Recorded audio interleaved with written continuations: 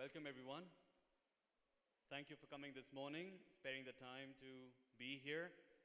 A lot of us have sacrificed a lot of things to be here. On set, I would like to thank the team that has supported me in making this. I know a few names, and you know I have that condition, the name of which I don't remember. So, Sayyida, Muhammad, Mohib, Qadir, the team that was present yesterday, Adiba, thank you very much. There is a new logo that is going to be rolled out for CASAMIA very soon. So take note, wherever you see this, this is our brand identity for the next couple of years, right?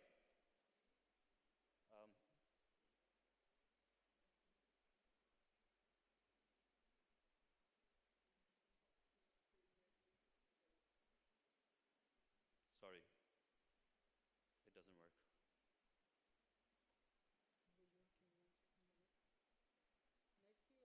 We did a perfect test run last night, and somehow this morning it's not working again.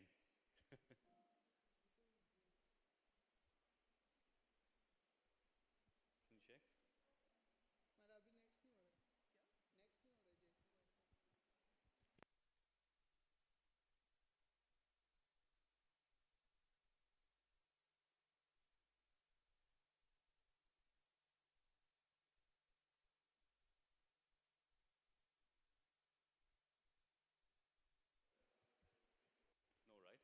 Yeah, we've had this introduction already. Why are we doing this today? You know, they say that the best knowledge is that which is shared. I do not have knowledge.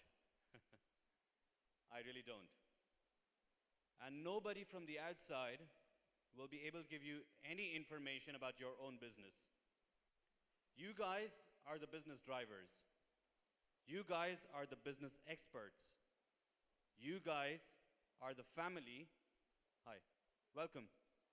You guys are the family that would know your family best.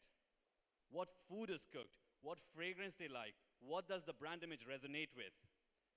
Nobody from the outside will be able to advise yourselves on that. So why are we doing this today? We are trying to align the various pieces of thoughts. Most of you are already experts in your trades, in your professions. Welcome, sir. Right? But then, it's always good to have a refresher. We had an extensive workshop with some team leaders yesterday with an expensive third-party consultant, and I thank the management, the leadership committee for that. They had approved very kindly, and we had put some thoughts together, right? I still am an outsider. I don't know more than 4 brands. Each brand can have several products. You have got more than 130 brands. The last time I was told from the warehouse, you've got more than 8,400 products. For me, a wash basin is a wash basin. I don't know the different elements that a wash basin contains. You know it. You know your customers by the pulse. You know your colleagues by the pulse. You know the mood of your suppliers, of the factories. And today, we're going to put all these thoughts together, compile them, send it out, distribute it to all of them. So feel free not to take any notes. This will come to you by your emails. Let us look at the current state of the market. What it was since when the vision of CASAMIA was formed to where we have reached today. There is a lot of millennials that are entering the workforce, that are entering the purchase powers. In these groups, there are people who would not know of the Y2K virus. This was a severe crisis, almost as bad as the current situation. Following this, most would know that the 9/11 had changed the planet. That had occurred immediately next year. We were almost starting to grow, and then the subprime crisis hit. So there was the big financial crisis, as everyone knows, that hit between 2007 and 2009. Scores of people lost their jobs. Factories were shut. Properties were bought out at negative premiums. So a negative premium is under the selling price. However, properties were sold at less than the construction value. So credit became a very big problem at that time. The Lehman Brothers collapsed. In 2014, we were just beginning to feel that we are recovering from the 2007 to 2009 financial crisis. And in this region in particular, which was an oil-dominated economy, the oil-dominated economies saw a very big fall. Their contracts were cancelled. Government spendings were reduced. We were all hoping for the 2020. All the corporates, all the organizations, guys, feel free to sit. Pull some chairs and feel free to sit, because this will go on for the next 2 hours. Yeah? It's intensive, so we are trying not to keep any breaks. There are some chairs over there. Please do maintain social distancing. Please wear masks. So, we had all aligned our business plans with the hopes of 2020 to be the recovery year. At the beginning of this year, we saw something that the world hadn't ever seen. The entire planet came to a standstill. Salim? So far, as of this morning, we clocked 483,000 deaths because of this single virus. Most people alive today haven't seen such a pandemic in their lifetimes. The last time something like this would have happened would have been not a pandemic, but a war situation during the World War II. We have clocked 9.5 million cases. Now, these are cases. There are families that are isolated because of this. There are corporates that have stopped functioning because of this. We have seen the social economic impact, job losses, financial distress, families breaking up, people suiciding. It's a very bad condition out there. And then, as if this was not enough, we had the Black Monday and the Black Thursday. Oil was sold at negative. The future contracts were sold at negative for the first time. And I think it went down to as much as minus $35 a barrel. That's 200% loss. Horrific situation. It's not going to the next slide. Job losses. Yesterday there was an article in the paper, or maybe this morning, that there's more job losses that are expected. The mega corporates, Emirates Airlines, we read it all. The banks, the travel and tourism industry. Accor, I read, had an impact of 25,000 people, either sent out on furloughs or early terminations of contracts or just on-the-spot termination with some benefits. Sad. Incredibly sad. We have audience from Hyderabad. We currently have live audience from Bangalore. We have got people from Asperify. We've got people watching us in the warehouse. We've got people watching us in Mumbai. And obviously, we've got the Dubai team over here. Deserted. Who would have ever thought? Bustling cities. Someone I knew said that it's been years since that person had heard birds chirping. And this was possible now. Can I request for all those people who have been impacted in one way or the other, who have either been impacted through job losses, who have either been impacted through families falling ill, who have either been impacted through deaths. Can we maintain a minute of silence? Yeah? Yeah, let's stand as respects.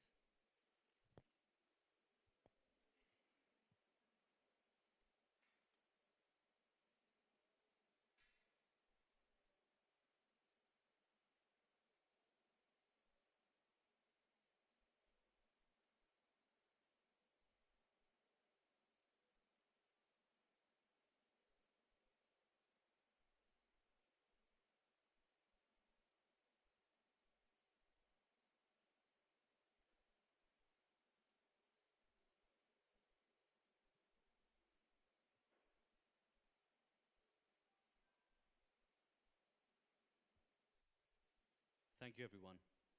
Thank you so much. We feel for them. We really do. We feel for our families. My niece had her essential vaccine delayed for 3 months. We feel for our colleagues. I'm from the real estate industry. I've done nothing but real estate for the past 17 years. And please grab a chair. Please pull some chairs. Sit. Move on this side. There's enough space on this side so you can see the screen fully. Come over on this side. You can pull some chairs from there. There's some stools over there.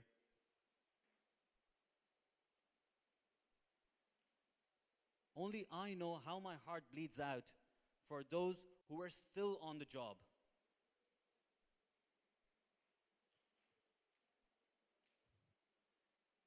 But then, what have we seen from 2001? I'm just talking about our lifetimes. There was a disruption. Businesses had to function. Families had to be fed. People had to go to work. And there were gaps in the market. There were new opportunities in the market. Sometimes we're just forced, very unwillingly, to pick up on these opportunities. The opportune take good advantage of these. Again, it's business. Anything has to start with a blank page. Everything. I have been in a couple of meetings, and more than often I have noted people do not carry notepads. I salute their memories, because sometimes these meetings last for up to 3 hours. But it's always a good habit to keep a scribble page. Note down. As salespeople, when we go for viewings, we should always carry notepads. The projects team, I'm sure they carry their diaries. I haven't gone out with the projects team just yet, but I'm sure they would be carrying their diaries because your project meetings are sometimes lasting up to 4 or 5 hours. The projects team, hi. But in the showroom, as an experience center, let us make it a habit to carry our diaries. All the greatest ideas have to make sense on this blank paper. And then we get a bright spark. It's often yellow color, but at CASAMIA, we see everything in orange. Thank you, Adiba. If an idea makes sense on paper, we then take it to market. We discussed our go-to-market strategy. It was a 2.5-hour meeting and a 5-page typed document. Key ideas that were gathering in our minds and getting rusted over the past few years were all combined in a single document. And then we have to value this paper, because this paper has got a very big idea, $1 million idea perhaps, which nobody else may implement. There are often times that when we go to supermarkets or shopping centers, we realize that, oh, I thought of this idea, and there you see it on the shelf. What is the difference? that there was some bright spark sitting somewhere, taking notes and taking care of these scribble pads, and was ready to implement these. Aligned with CASAMIA's journey, the timelines that I just showed you of the past 2 decades, let's do a quick recap. Our CEO at that time was the CXO. X is not for experience here. X is not for executive here. Am I right, sir? I'll go close to him, so I'll wear my mask. It'll be a bit muffled. This gentleman started as a one-man-and-a-half show. To support him was a 15, 14-year-old guy, walking around in the most stylish attire. Stylish attire at that time were half-sleeve shirts, really tight pants, and sports shoes.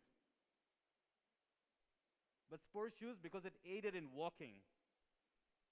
They went from one consultant's office to another consultant's office, waiting for that consultant for hours to respond.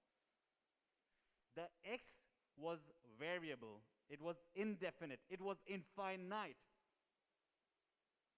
They set up the furniture of their office on their own. They did not have a janitor. They made their own coffees. They bought water bottles from home. Can you share a few words on your experience then? Only during that time. Only during that time. It was, hello everyone, and it's nice to meet all of you. It was, at that time, it was one of the most challenging days of the life. It was very difficult, where we were in one small office, where from there we used to go, we used to pick up, we had only one studio apartment.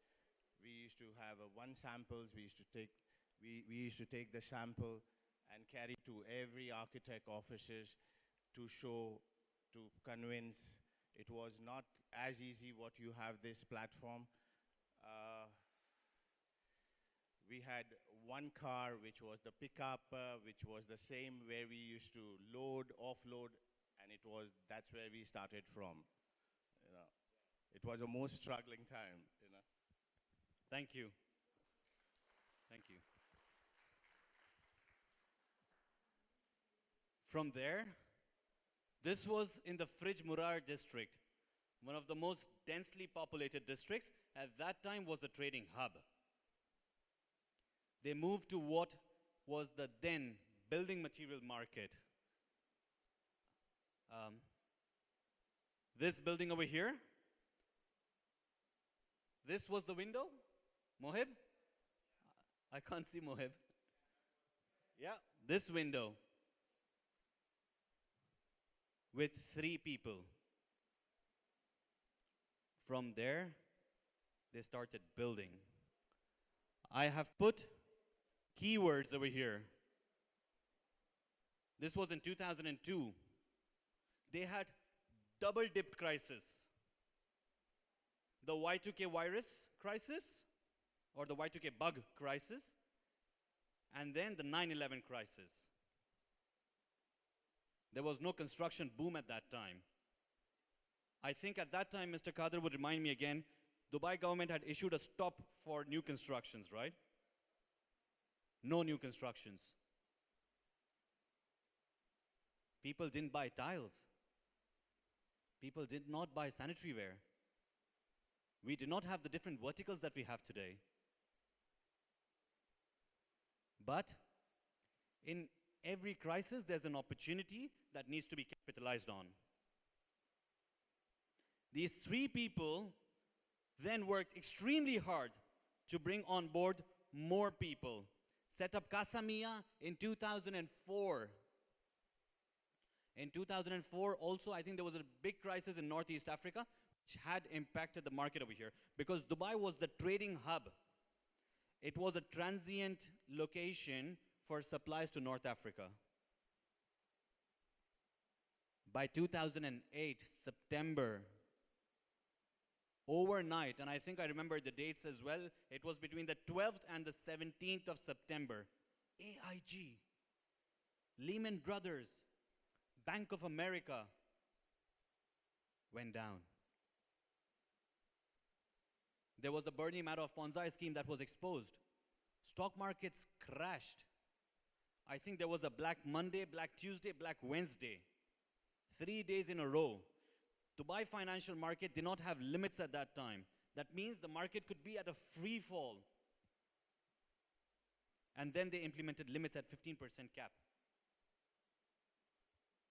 So the market was a new market. It was still learning. In that crisis, by that time the team had grown slightly. We had set up this CASAMIA. This was done out of passion. That was done with an intention. The previous one was done as a vision.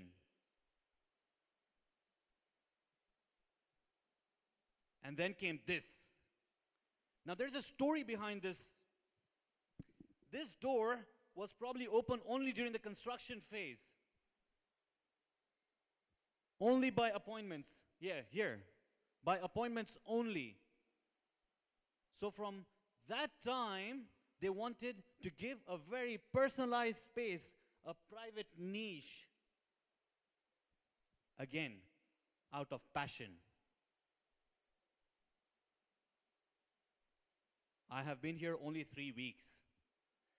And I think I have heard Kader say sensation over 20 times. And you've been here only for about 2-3 days, right? Sensation. We'll come there. But imagine investing such a big capital over here as a capital expenditure that will depreciate in one season. The next season, your merchandise is out of fashion. And locking the door. Because at that time, Kader, Moheb had the team that was not reliant on people coming and knocking at the door. They were going out there, fetching clients in, and only the select clients would have access to this private niche. It came at a cost. It came at an incredible cost. Kader's hairline had receded. He was in the hospital one night because of stress. I had to take Moheb to the hospital one night out of stress. You know how a marathon runner runs? He keeps running slowly and consistently out of passion, thinking of the pleasure that they will achieve on winning until the race is over. So God was kind and blessed their efforts. By His grace, they reached the race. They had enough capital to replenish the showroom over and over again. But our then CXO had some ace cards up his sleeves. He wanted to expand globally. These 2 showrooms were not the limit. And then came India. And again, an incredibly painful procedure. I was in Mumbai for 3 days, and there was already a team working over there, and I could not stand in the showroom because of the smell of the adhesive. Before I reached the gate, do you remember that night? Before I reached the gates, because I've got very sensitive eyes, my eyes start watering, my nose starts burning. But that team was working over there. There are some key members that you would see in the picture, but they're not very visible. Padmini has shared, thank you Padmini. Padmini has shared some pictures. Send me a hi on Zoom. Send me a wave, just as a hi. These key people were sitting over there enduring the pain. They had the fire. And then Qadar was driving through, sorry?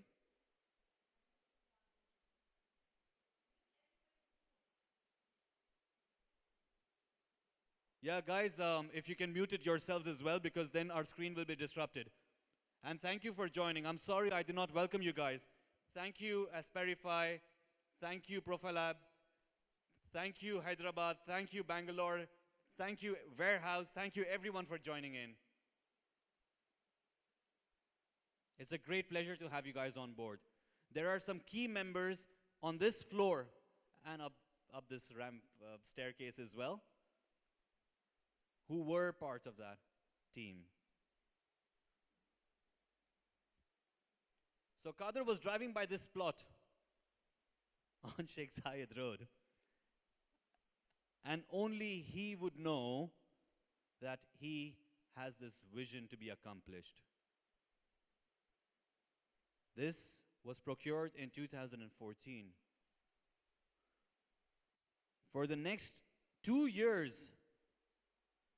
there's a picture missing. Where's my picture?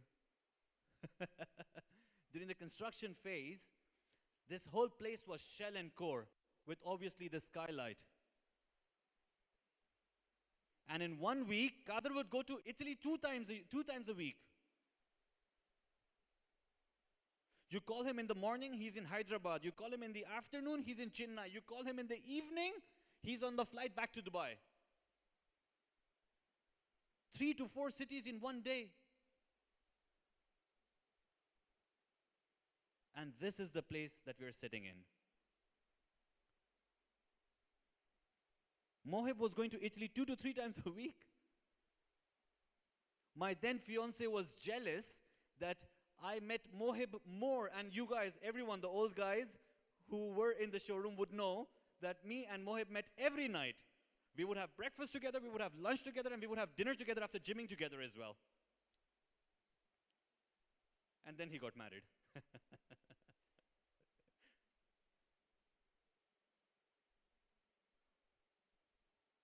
But he was addicted to his showroom. There was the sensation that was passed on. And he was not alone. When I call upon the oldies, the more seasoned, and I'm calling you oldies out of love, they were all in the showroom. I don't know why you're hiding over there. Please come in front of everyone. You deserve, yeah, both of you, in front of everyone. Tanya, Catherine, yes. Everyone can see her from there? The people at that time, like these ladies, that man, this gentleman, they were smelling of sweat. Yesterday in the marketing workshop that we were having, we spoke about the smell of CASAMIA. I smell the hard work that every single individual put in. The shoes used to be worn off. They used to get shoe bites, and people used to complain that they don't have time to go and get new shoes. And with those same shoes, they would go to the construction sites and buff them again and come back to the showroom. This was the sensation. This was the passion that every single person shared. This was in 2014 when the oil crisis happened. That is when they procured that. Today, we are in the midst. No best financial analyst can predict where we are heading. We don't know if this is just the beginning, or we are already in the middle, or we have peaked out. Nobody knows. But we are in the midst of another mega crisis. And at this time, our sector of the built environment, this man that you see over here in the orange jacket, we are recognized as key industries.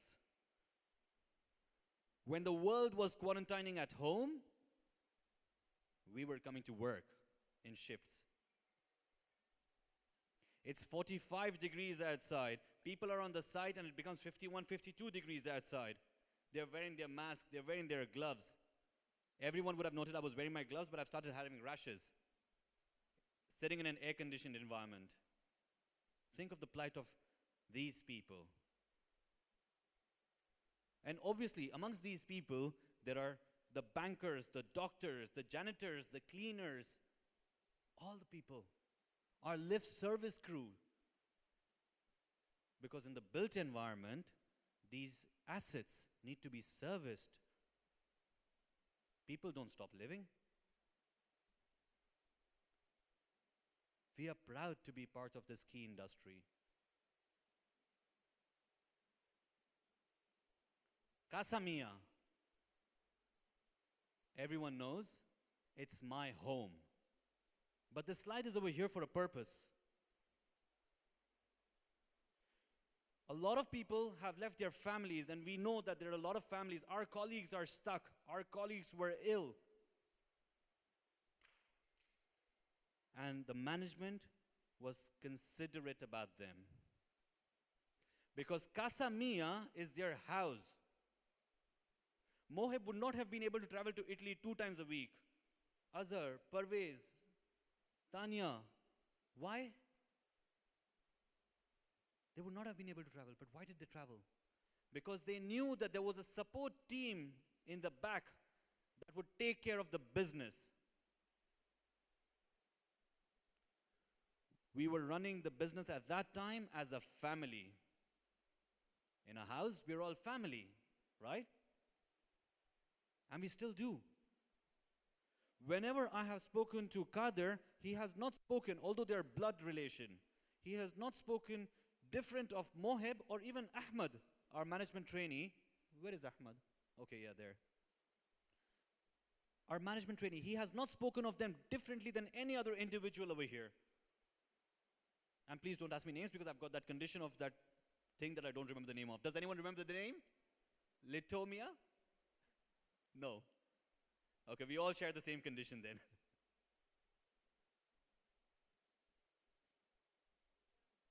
No, Ikram has a condition. Let's go back. Litomia.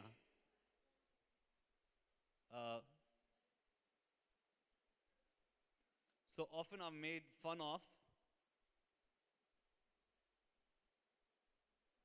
Yeah. Lithonomia.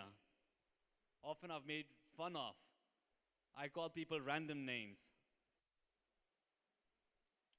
You know? Yeah, you just say hi. Yeah.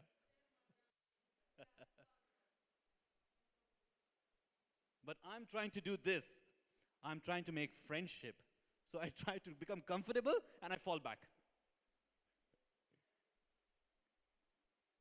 But CASAMIA is more than friendship. CASAMIA is family, it's a house. And who are the occupants of this house? Every individual that is present over here. Every individual that was present and that had taken a break for some reason or the other. They're all family.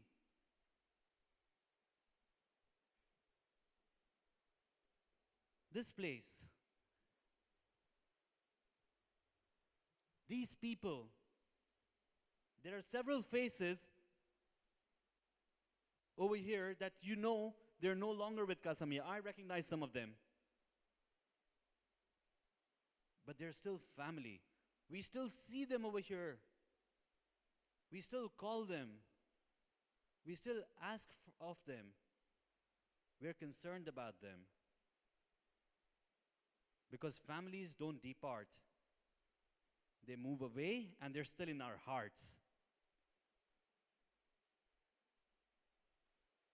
Right? India? Did India send that hi? Did you see that? No. India, you're not, can you follow us? Let's call them and ask them. Can someone please call India and ask them if they can see us and they can hear us clearly? If they can see the screen and they can see our video? And can someone else call the warehouse as well, please? Okay, they're calling from this side. this family is incomplete without even a single member. It's the first time in so many years that I have, well, as far as I can remember, that I have spent Eid without my parents. I salute everybody who's got a loved one away from them. Every single person. This was possible out of incredible hard work that you see in India. These shoes, these people are impeccably dressed. Only they know how many rashes they get on their bodies when they go to the sites for 5 hours. Only they know how many nostrils would have burst, when they had to smell the adhesive day and night. I could not come here. I was being all princessy at that time, and there was too much dust over here, without being biased to any gender.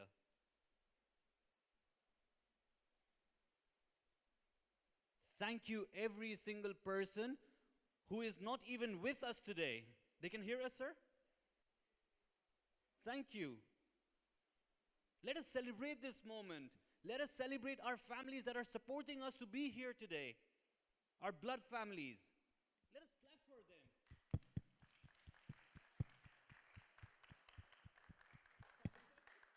I've got two things.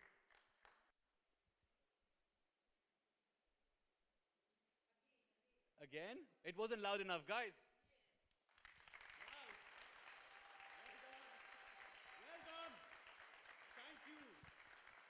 Thank you to everybody who has inspired us.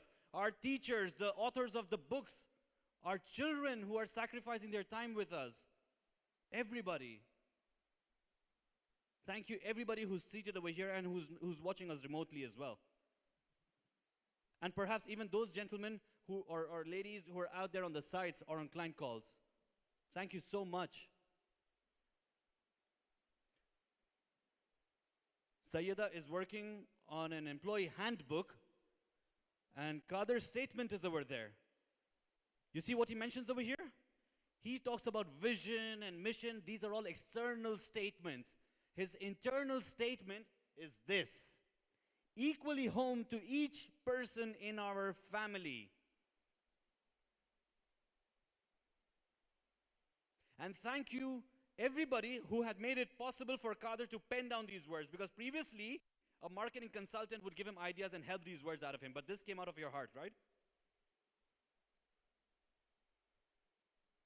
Thank you again. But we are in a business environment. We have moved from a studio apartment converted office to the largest store in the Middle East of its business. Whereas every individual is important, every individual is cared for, every individual is felt for, every individual is loved, there has to be some sort of guidance. In my family, my father is our leader. But today, as we have grown to 93, Sayyida, what's the count? 90? 94 people. One father is not enough. Sometimes the elder brothers also have to take the lead. Right? We need some mamas as well. Where is she? She was training me with the products. Tanya, we're looking for you. She is training me with the products. Firsthand. And I'd like to learn from the best. The way she shows her style. So our father and brothers, collectively, we start referring to them as leadership committee. We cannot go outside and tell the market that, I'm going to come back to you after discussing with my brother. So we say that we're referring to our leadership committee, and we come back. Most organization charts, you see a hierarchy. This is lateral. There's no hierarchy over here. This person can approach this committee directly. The person from India calls father at 4 o'clock in the morning. The only people I personally, and I've worked in some very prestigious organizations, unless it's an emergency, the only people I can call at that hour would be Mohib or my family members. So those access lines, the leadership committee has kept open. It's not a hierarchy. It's a hub and distribution model, where the hub is the leadership committee and the individuals, the process owners, and I will explain to you later, the process owners and the process users, and I've explained to the team leaders over here what processes are and what process owners are and who process users are. They're all on the same page. Nobody is here and nobody is here. We're all in this together. I will give you a few examples without naming any individual of how the individuals feel for their home. When Kader had set up BuildArc in year 2000, Y2K, he was the chief X officer. So he would even fix his furniture. He would clean the catalogs, the dust, before presenting it to the architects. In this showroom, over the past 2 weeks and a half, I have seen the following instances. I have seen a lady amongst our team walk past this aisle over here, this corridor over here, and pick up a tissue paper and throw it in the dustbin, and then I do not stay back to see if she sanitized her hands, because that's a personal space, but she did that. That tissue paper could have been infected. In the men's comfort room, I saw an individual who was cleaning the toilet counter, and it was not the janitor. Where is our helper? Call them. They should be part of this as well. Johnny, आपके बाकी colleagues किधर हैं? उनको बुलाइए please. Important है. They are part of our family. सबको बुलाइए. Felix, सबको. Daniel, call your colleagues. This conversation is incomplete without the family members. So I saw this lady who picked up the tissue paper and threw it. I saw a person cleaning the counter of the toilet because it was wet. And at the same time, I request everybody, because I use the prayer facility, there is an established ablution area. Let's please use the ablution area. When I ask that person, Are is in my language, it's an expression of exasperation. So, or sighing, I don't know how else to put it. That person said, if a client comes, we're selling sanitary ware, and they see this in our house. This is that person's response. I leave the showroom between 9:30 to 10. At 9:30-ish, I saw another person, and not Johnny, because Johnny goes by that time. He was making coffee for his guests, sitting over here, and meticulously putting that cocoa powder. I was speaking to somebody from the India team, and she said in our language, we speak Hindi, I speak Hindi/Urdu, whichever. She said, the ladies of the house speak this way. Thank you, India. Thank you. Thank you, everybody. I'm sure everybody has that sensation. So when initially I heard sensation from Kader, I did not know anything about what he was talking about. And people who know me know how much I work with integrity. But this is just the next level. I don't know if that's the effect of the name or the personnel involved. I shall find out, inshallah.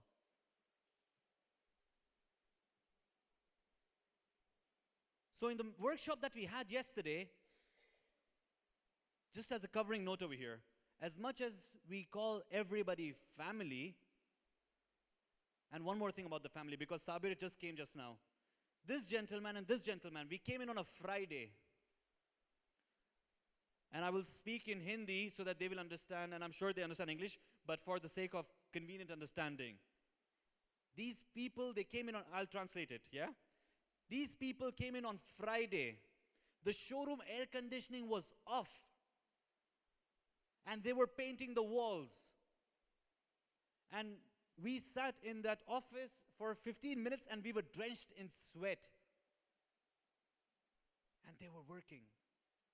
Why? So that in the next 12 to 14 hours, when the showroom opens up, that smell shouldn't go in the air handling units.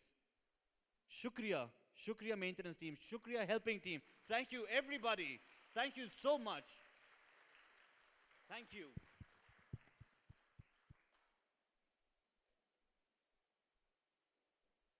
Thank you, everybody. I haven't seen this culture anywhere. At 8:30, someone calls me and tells me, I'm sorry, I did not send the mail, but I made an alternative arrangement for this. Thank you for that respect. That is respect. That is a respect of the commitment, because that person knew that I'm working. Another person calls me or sends me a WhatsApp message at 9:30 in the evening.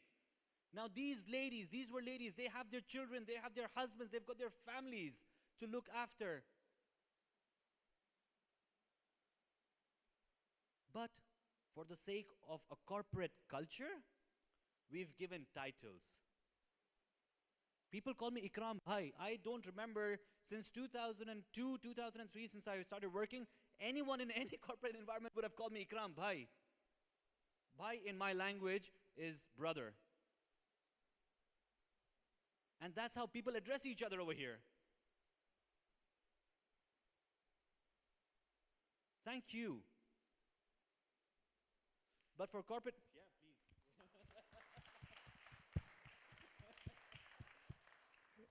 Everyone's wide awake now, yeah? Mohib was arranging for the breakfast. Mohib? Is it here? Who's taking care of this process? Azhar? In 30 minutes. Okay, we'll take a quick break in 30 minutes, yeah?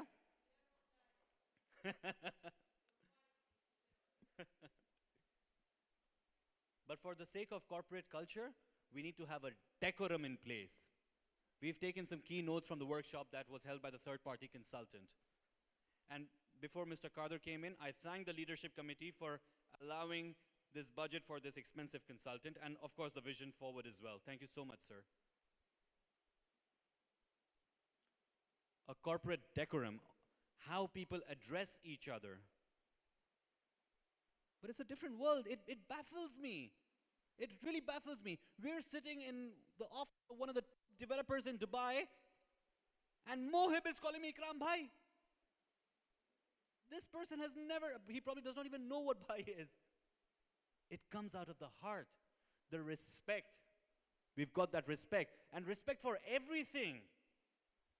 It is so easy, it is incredibly easy in this organization that when we ask for a certain report, I gave the person in the warehouse 20 days. He asked me for 15 days, I gave him 20 days. In 3 days, he sent me that report.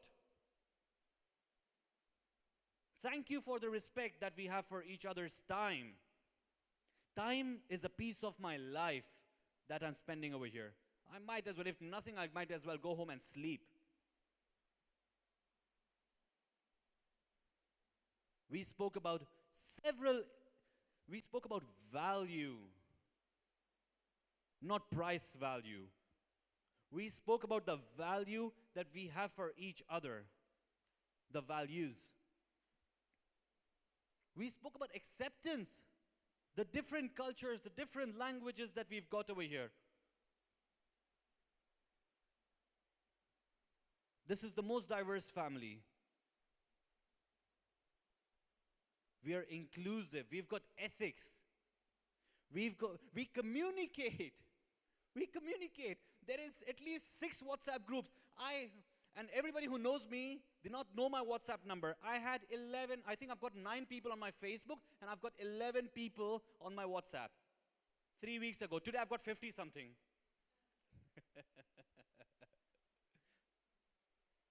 And I'm already part of 6 groups, and I was part of only one group, the family group. But the culture, we've got a culture. The culture that we have over here, we imbibe people into the family. And today, I'm probably the youngest kid in the family. I have a lot of learning to do. I was telling them how you're teaching me, Tanya. And thank you for that, personally, when you were showing me showroom around. Thank you, everybody, because every single moment is a great learning experience over here. Let us pick up some key things, some key words, and we'll dive into that today. We learn. I have spent about 35 to 40 hours just walking around the showroom with different people who are teaching me each element. There is one lady who taught me a wall. In that wall, she identified a portion. In that portion, she identified a tile. In that tile, there was a thread that was out, a copper thread, I think it was. I would not have known that this would have been a tile out of a copper thread. We have that culture of learning because our products keep getting updated. We cannot be complacent because the minute we're complacent, our competitors pick it up.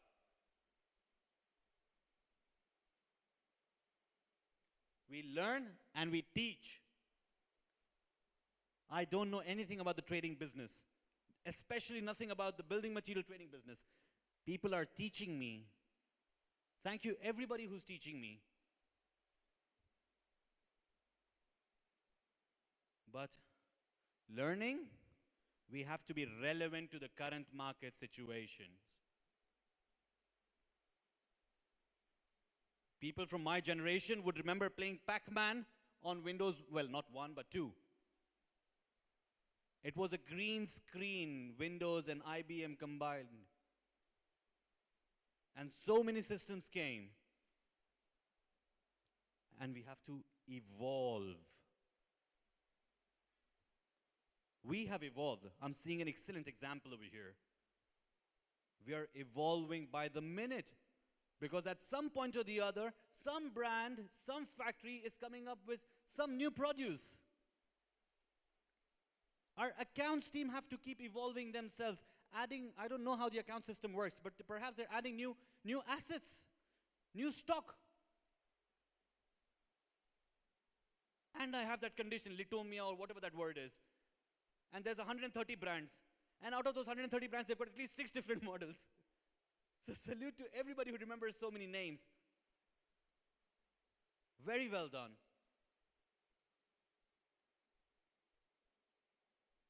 Is Windows 10 still relevant, Salim? Is Windows 10 still relevant? He's not here? Windows 10 is still relevant, Salim? No, it's outdated as well, so I'm outdated. But what have I done over here? I have adapted. I work out of my iPad, of course my laptop, and my phone. We adapt.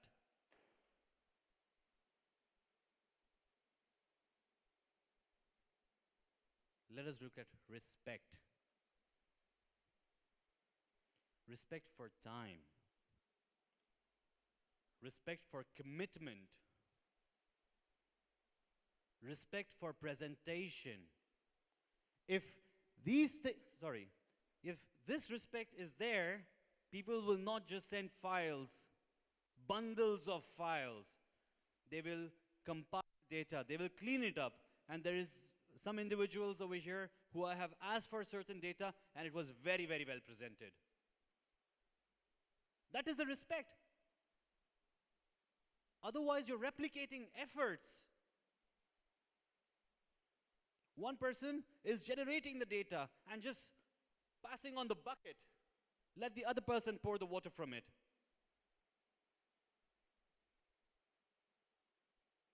There are, however, certain individuals, and it's not fair to keep everyone on the same platter. There are certain individuals who are still yet to adapt to that culture. It's not that they don't respect. I'm pretty sure they respect. But I think they have missed out on this part. Adapt. And today, as we established previously, there are opportunities in the market. We have to adapt very quickly. Otherwise, the whole family will be pulled back. We established we're a family. You all feel that. So adapt and help each other, teach each other. Sometimes people are reluctant, they're shy to ask. I think we can ask that point, we can include that point in the keywords yesterday. Ask. Never feel shy to ask any questions. This little story is of the times, when the Gurukul system was. The Gurukul system was the Indian system of teaching under the shade of the trees in villages. Somebody asked a very intelligent scholar, how did you become such a good scholar? That scholar replied, because I never was ashamed of asking any questions.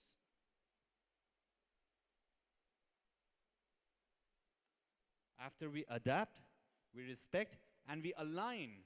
I come with a certain set of beliefs. I align myself to what the family wants to do. And we'll talk a little bit more about this now. A family is moving forward. This family does not move forward. It treads forward. It sprints forward. And that's why we are sitting over here today. If anyone has got any other plans, it is requested to share those plans, because my beliefs can be wrong and your beliefs can be right. Never feel shy. Voice it out. Any idea, we go back to the bulb page, put it in a white paper, make a document, submit it to the leadership committee or to your line managers, let them assess it, and let's critique it. The ninth man. And another thing that I saw in this organization is that the leadership committee would not dictate. This is a democracy. This indeed is a democracy. In the workshop yesterday, all the relevant stakeholders were involved. The team leaders were involved. Opinion. So the ninth man is that man who has the job of saying no. Before anybody opens their mouth, he will say no. Why? Because he has to come up with one idea which is not acceptable to 8 others. So never be afraid of criticism, constructive criticism. Don't just criticize, constructively criticize. There are problems, there are gaps. And as I mentioned earlier, these solutions lie with every single one of you. No third party from outside will be able to come and tell you how to function your business, how to run your family. Nobody. When there's a problem, come with solutions. One of the key stakeholders did a very good activity some time back. They distributed a book that was kept with certain team leaders for a certain while. And they were asked to bring out one key finding out of an entire book. And 3 big things came out. 3 big things. I'm sure the team leaders would have communicated this, but for the finance team, for the purchase team, for the warehouse team, for India team, for all combined India team. The 3 key findings were, 1, we imbibe a culture of being target-oriented. Our target is to have the best return on investment. Every minute that I spend over here is an investment of my time, my energy, my sweat, my blood, everything. This is an investment. So when people walk around the showroom with you, ask them for feedback. That is your calculation on your returns of investment. So one key finding was to be very target-oriented. And then different line managers can break it down differently according to their department's requirements. The second keynote that came out was Problem solving. There are problems. If I stand over here day and night, there will not be any problem. But if I keep running up and down, there will be some problem. My shoes will wear off, my energy will die out, the floor would get worn out. No, this floor does not get worn out. This is laminam, right? So it doesn't wear off. But if there's, thank you, Tanya. Tanya, I want to have whatever you had for breakfast. Sure. Client first. We create a culture, we imbibe a culture of problem solving. When there's a problem, do address the problem. Don't feel shy to, tuck it under the carpet. Come with solutions. The third thing we said, we're going to declare our tasks because we wanted to be goal-oriented. We're going to create a huddle board on our desk. A few years ago, I met someone from the India office right there, where that kitchen sample is kept. The attitude I want to highlight over here, the attitude. I asked that person, how are you? How is business? She said, good. Business is a hustle. And she had a smile on her face. And sarcastically, I teased her. I said, that is the happiest face I've seen of any individual who says that they are hustling. That person said, we're up for the challenge. I thank that person for teaching me a lesson that day. To embrace challenges. Not to feel scared of them, not to shy away from them, to face them and come back stronger. We are strong. That was another attitude that every individual had in that stakeholder meeting yesterday. We come back stronger. We look problems in the eye and we face them and we defeat them and we overcome them.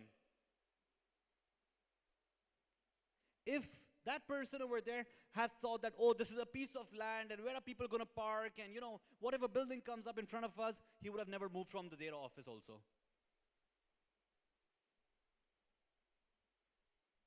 So what we're trying to do is, we're trying to align our goals and ambitions. And that's why we are here. We're here for a purpose. We have an ambition, right? We have a certain desire. We want to reach a certain point. We have a certain sensation and we found our belonging over here. And that's why we are here. But we need to align these.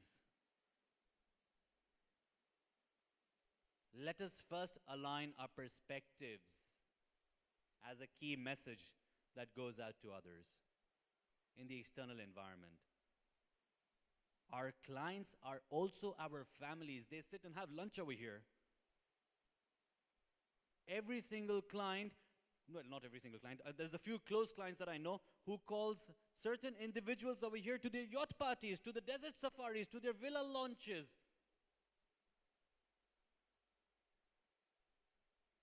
This is the debatable matter, whether the glass is half full or half empty. But in a family, most likely you come up with one answer. Why? Because you have discussed that.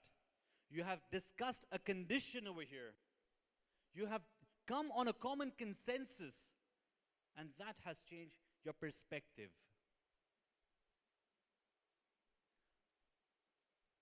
Until a few years ago, the belief was that the earth is flat. And if you sail off towards the end of the earth, you will fall down into infinity. You still believe it?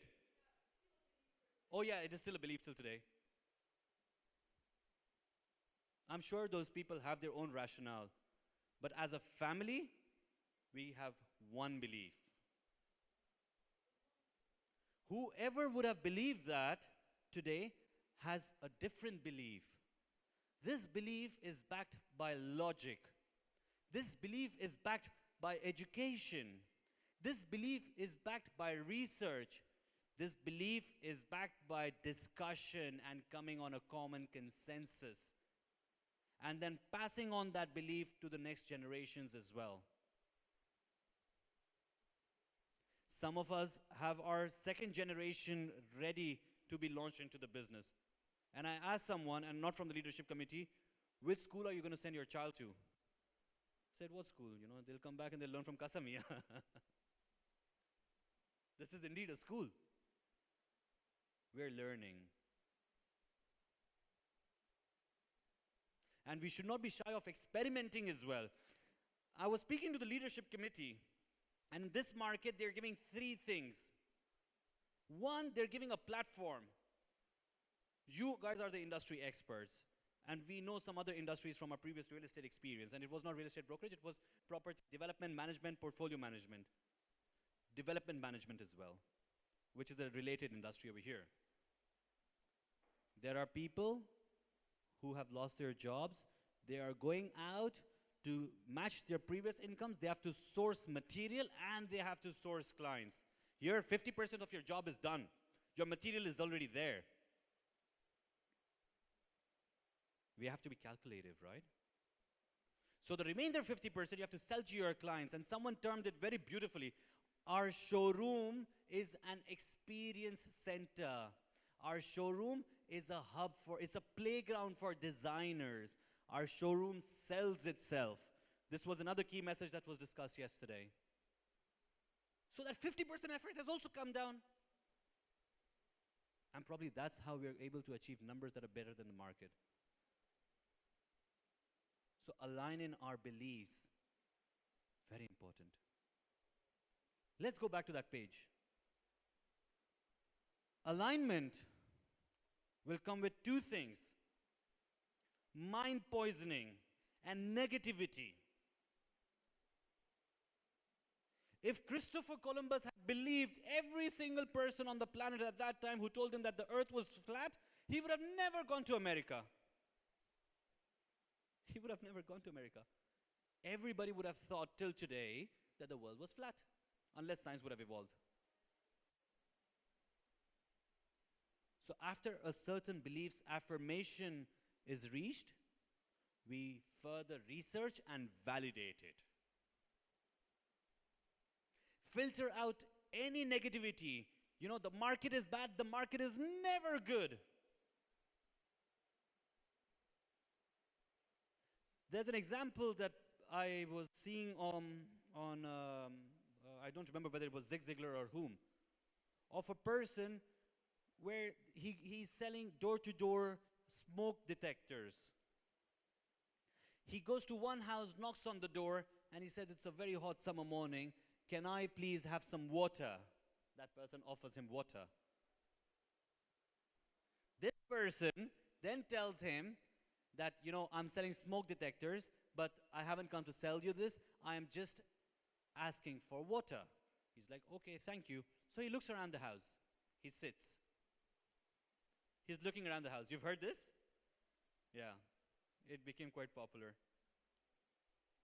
He's sitting in the house and he's looking around. He's like, you don't have a family? Oh, no, I don't. What about your car? You have such a beautiful house. You don't have a car as well? Oh, no, you know, the car was mortgaged and I lost my job and my wife divorced me. So I'm just on my own in this big house. The salesperson. He is possibly facing the worst rejection without even trying. He's like, that's bad. So how do you manage your food and groceries and all of that? He's like, oh, I get some benefits from the government, so I go out and I purchase. It's like, okay, so this guy's on government benefits only. He's probably getting the basic. So he's got a house which has got no inhabitants when he's away. His wife has divorced him. He is depressed. He is not finding a job. The bank has forfeited his car, and he's not having any source of revenue as well. So the salesperson turns around and says, what if your house catches fire when you're away? What if there's a short circuit? You really need a smoke detector. Do you have insurance for your house? No, I didn't pay my premium. How much does this cost? Tell me. Was this salesperson, mind poisoned by that person? No. Was he influenced by the negativity? No. We filter out all negativity. In the worst of the worst situations, when we ask certain people, how are you? They're saying, excellent. For the Egyptian speakers, Khusro. Who is Khusro? He's that comedian, right? That comic character, right? Khusro? Maybe I'm pronouncing it wrongly. Khosari? Okay, sorry. That comical character. So Khosari was married. Everybody knows this. Do you want to tell the story? No? Do you want to tell the story? Does anyone want to say the story? No. After a certain age in marriage, the relationship goes cold. For some people, it comes a bit early. Yeah. Now, mine is very healthy. My wife baked brownies the other day. I hope you guys enjoyed it. Khusari's relationship went cold. So he went to a love doctor in his village. And the village doctor asked him, why do you have to come to me? You have the solution yourself. He's like, no, I just thought I'd seek some professional help. And that's another thing. When you're stuck with problems, you've got solutions, you validate it with professional help. It costs us certain monies, but your risk of failure is minimized. So this guy paid and he went to the doctor. The doctor told him, I will give you a tablet, but after 1 month, your wife will fall in love with you. But do a little exercise for me, because this tablet is very addictive. I don't want to put you on these tablets. When you go to your shop in the morning, I want you to tell your wife, I love you every day for the next 1 week. So he's like, how would this help? She doesn't even wake up. I don't care. Wake her up and tell her that, you love her. He started doing that. He comes back after 1 week. The doctor consults him again. So doctor is smart, huh? He's making money from him. In the village, they don't have these 1 week, what is that called? The period, the repeat consultation period, yeah. He tells him, now, I want you, you've got a mobile phone? Yes, I do. Call your wife during lunch hour and tell her that you love her. It's like, she's just like, normal, nothing's happening. No problem. Tell her that you love her. So he calls every afternoon and come back to me and tell me what happens after 1 week. He comes back after 1 week. He tells the doctor, she started cooking for me. I take food. I don't have to stay hungry. Doctor's like, okay. Now, every night I want you to tell her I love you again for the next 1 week. He does that, comes back after 1 week. Doctor charges him again. This is a vending machine, the ATM machine that the doctor's got. And the doctor asks him, what's happening now? Oh, so we're finally in talking terms. For those who cannot understand English, please, I want someone to take the responsibility. Let's take the responsibility of transferring this message to those who are here and who are not understanding English. There are some people walking around. So the doctor will tell him now, I want you to tell her in the morning, afternoon, evening, and night for the next 1 week, and then I will give you the medication. Khosari does not come for the next week for his consultation appointment. After a very long time, he comes back to the doctor for some other ailment. And he asks the doctor, doctor, how did you know the solution? The doctor said, the solution always lied with you. What was the solution? That when you say certain things over and over again and make it a habit, you start believing it. So that lost love was rejuvenated. They were a young couple again. So filter any negativity.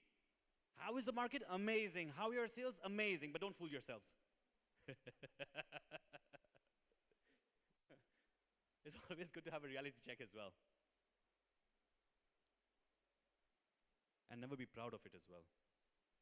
Because there is still a very, very long way to go. Do talk to yourself to success. Before you go to these meetings, before you go to these clients, tell them, I'm going to be their family member. If they're not already an existing client, people don't like to be sold to. Nobody likes to be sold to.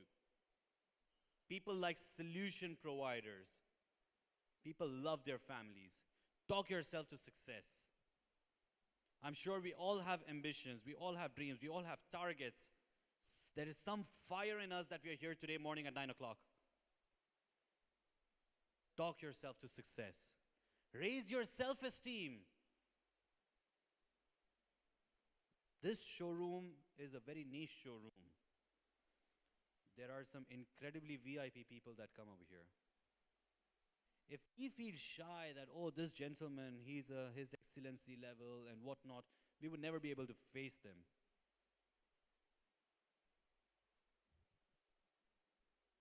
Reach the state of control. We said that we don't want to sell, we want to be a solution provider. In your solutions book, you would know as good salespeople, experienced salespeople, how to reach the state of control. We are not order takers. We are not the guys at pizza parlors, just taking orders and giving exactly that. Even at pizza parlors, those girls at the cashiers, they try to upsell. They assess, they weigh, they do a need analysis, and they upsell. And this, I'm giving the example of a salesperson because my heart is of that nature. I'm sure that the finance department, the purchase department, the warehouse department can all relate to it. Reach that state of control.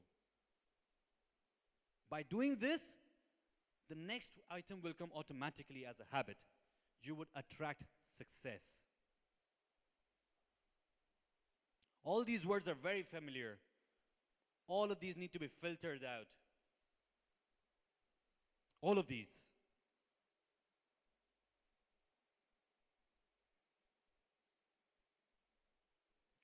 A family is always together. We are together in this situation. We felt for all those who were impacted. We felt happy for the success of our 1G, first generation, our predecessors, who had endured pain and suffering to bring us over here. We are currently enduring pain being over here, although not as much. It's a painful environment, for sure. We all have to strive. If trying is not enough, we have to strive. If striving is not enough, we have to sweat, but we have to win. We have to attract success. We have to be in control of our circumstances. We will not let the market impact us. We are not isolated. But there's a way to mitigate the risks.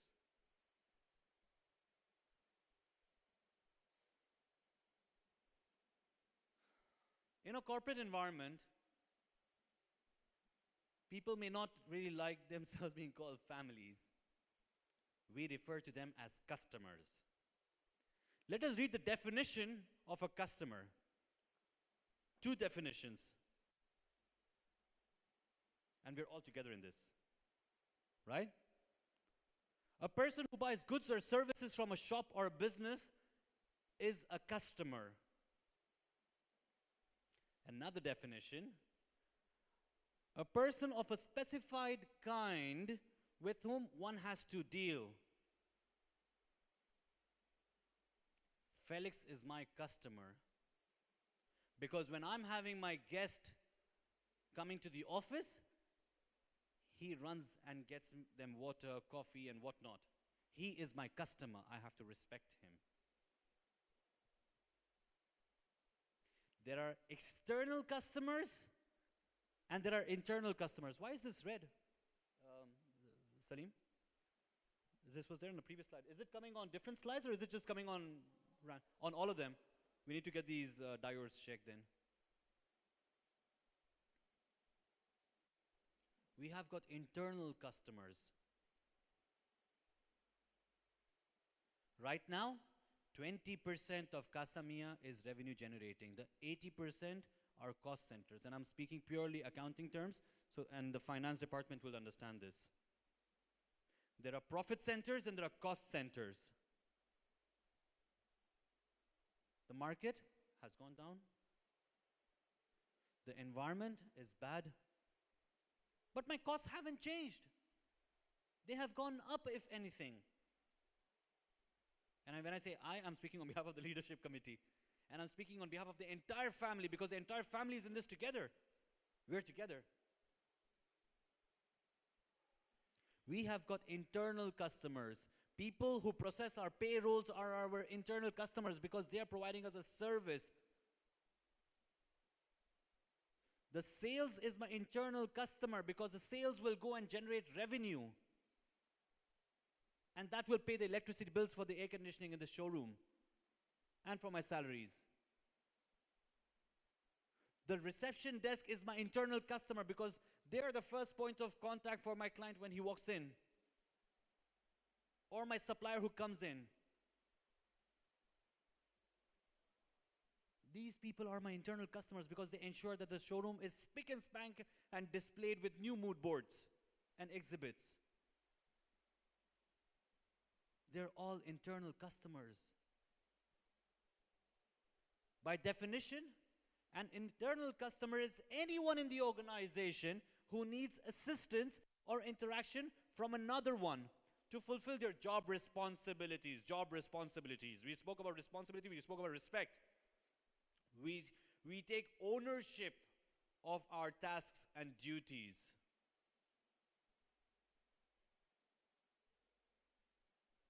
We take ownership.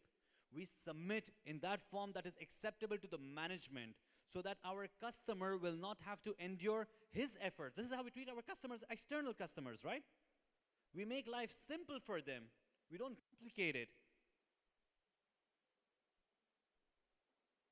So, without naming anyone, and those people get the message that when they are making certain submittals, please ensure that your customers, internal customers, are well kept. An internal customer or internal service provider can be anyone in this organization. The poor warehousing team, 48, 49 degrees outside, running around, moving panels here and there. 48 degrees, it would probably be 55 degrees with the heat of that forklift. And the manual labor. Wearing masks. Lifting crates and pallets. For sure, they're my internal customers. And then there is the external customers. Somebody told me that the customer is wrong. Why is the customer wrong? For the following reasons. So a person is bringing you business so that you're able to put petrol in your car, come to the office, turn your AC on, your customer will be wrong? Our ancestors had framed customer is always right for a reason. I subscribe to that belief. I personally subscribe to that belief. I believe that when my colleague, my family member, internal or external, would do something, they have a certain rationale for it. They have a certain logic to it. Yes, there are some bad elements, and that percentage is very small. Today, we are sitting on 5,400 external customers. These external customers are managed by 94 people. What does that make? 500 people per person? If they're doing something, we try to understand. We reason. We said in those keywords, right? We reason. We ask. I will add ask to those keywords list. Customer is always right. Discussing with the leadership committee, they subscribe to that belief. The leadership committee is our customer. They are our internal customer, running around, getting tiles, God knows what, factories, dust environments, smells, and whatnot, heat. That factory, the testing center, Thomas Bell, right? I had the privilege to go over there. After a few days, I stopped wearing the gloves. After a few days, I even stopped polishing my shoes. But that's something wrong with my attitude. Dust, heat, flames, sweat, stickiness, chemicals. Internal customer is wrong in enduring that pain? No. Let's look at a short video. Can you help me play this, please? Is it connected? If India can hear us and they're following us, can they send me a message, and warehouse as well on WhatsApp?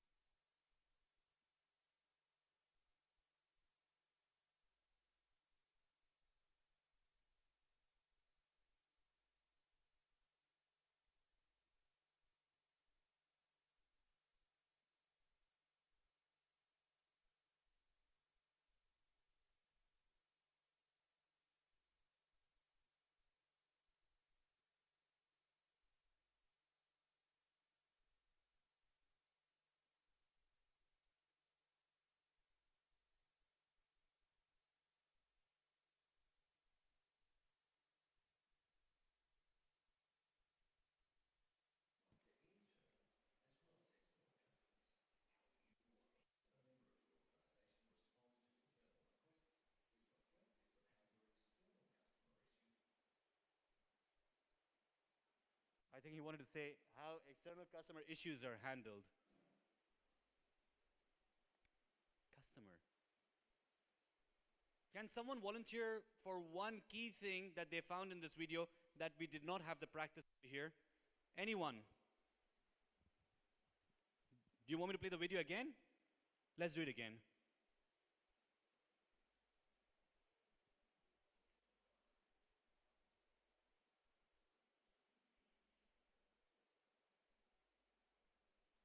I swear there's nothing wrong with my presentation. My internal customer is sorting it out for me. I think if we go back to the previous slide and come back to this one.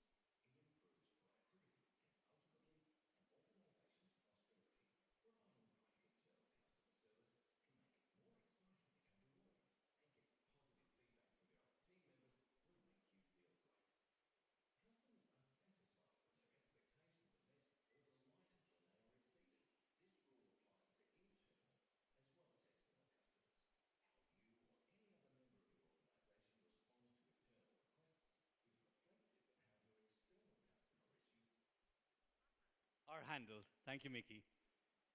Who would volunteer? Mickey?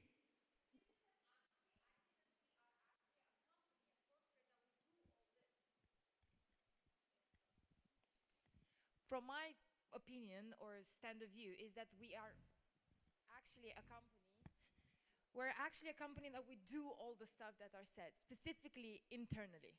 Like we do help each other. I've never had anybody said no to me, or I've never actually said no to anybody else. So we help each other, we answer our questions, we greet each other with a big smile every day, even 3, 4, 5, 6 times during the day, even if we see each other. So I honestly think that we are actually having everything that was said in the whole video. Amazing. Very good. Thank you. Thank you, everyone. Does anyone else have any other feedback?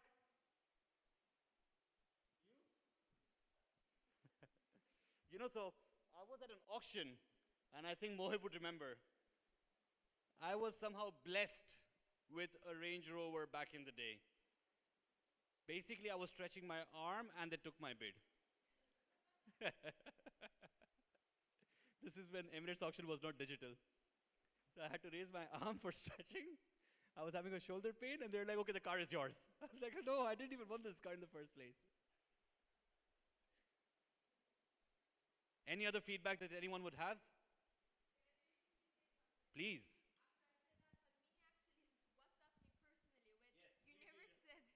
You never said no to me, I must say.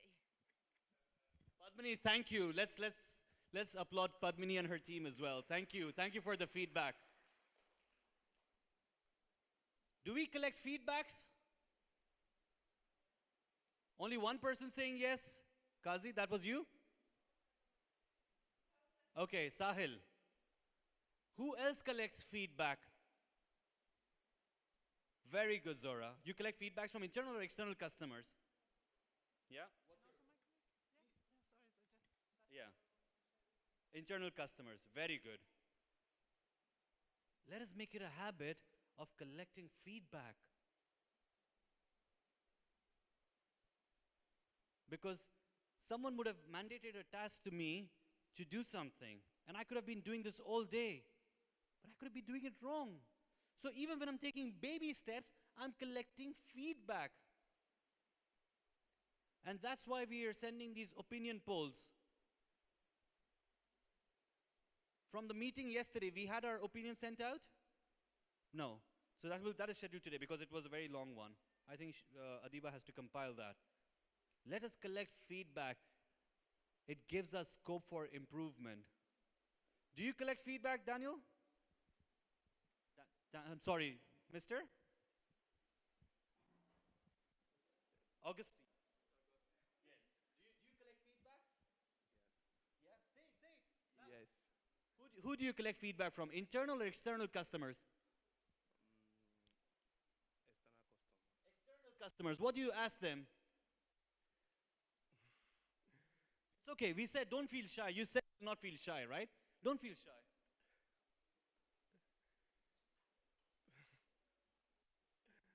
They don't like something that you're shy to declare? Never feel shy. Do you want to say something? No? But we should collect feedback from every individual of everything.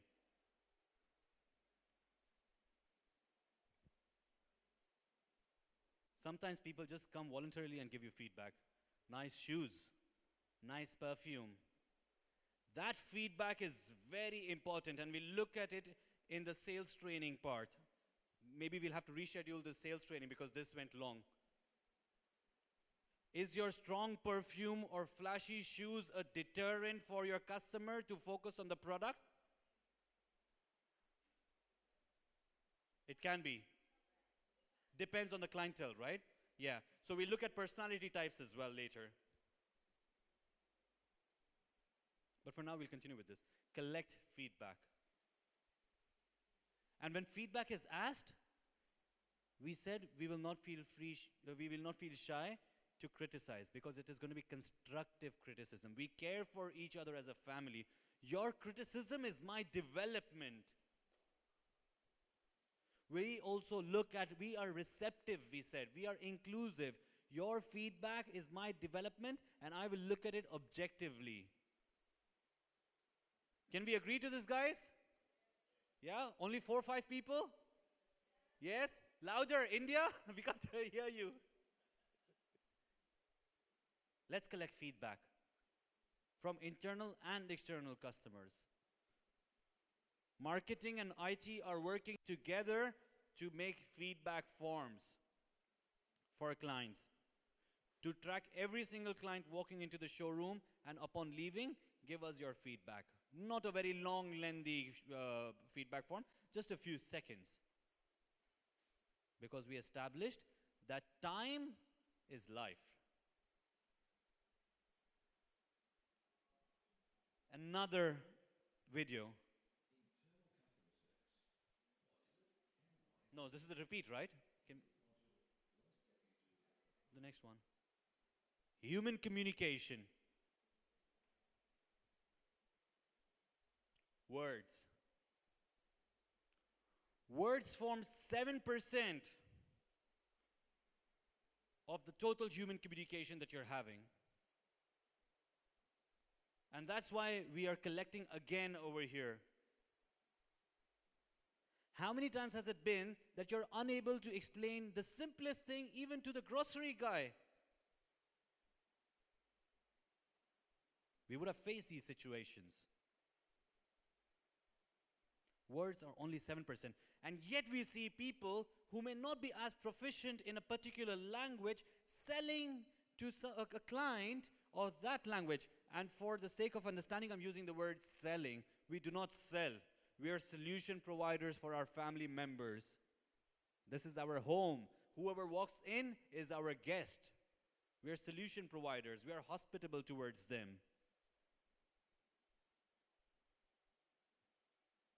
So that person is amazing in his choice of words or her choice of words.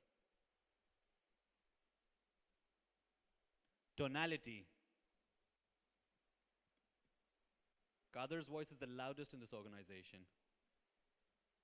And I'll move the mic away from my mouthpiece. If he calls me Ikram, I'd go dilly-dallying. You know, okay, he just wants to have a chat with me. But if he calls me Ikram, I moved it away, it was still loud. I know something is serious. When my wife calls me Ikram, I'm like, what have I done? I was at work all day. Tonality, very important. All of these attributes have to be very fluid. Body language especially. In certain cultures, a certain attribute of a body language, a certain behavior is acceptable. Keeping my legs on the table is acceptable. It's not acceptable in certain other cultures. Keeping my hands in the pockets is not acceptable. Research. We said we'll research, right? In those keywords. In certain cultures, it's very casual. It exhibits comfort. In certain cultures, forget keeping the legs on the table. Even crossing your legs in the direction facing another person seated is offensive. Body language. And then physiology. But then I always give a disclaimer that these attributes are very fluid. In certain cultures, the touch is acceptable. It is an exhibit of confidence. In certain other cultures, it is, forget offensive, like next level of offensive. How dare you touch me? Physiology is everything with your physio, your physique, how you use your physique, whether you come close to a person, whether you turn back. In certain cultures, and we would find it hilarious, but people would make statements that I would shave off my mustache if a certain task is not done. And that would be the highest level of respect that the person is willing to give. In certain other cultures, it would be irrelevant. I mean, I don't keep a mustache. It doesn't grow that much, but that's a different story.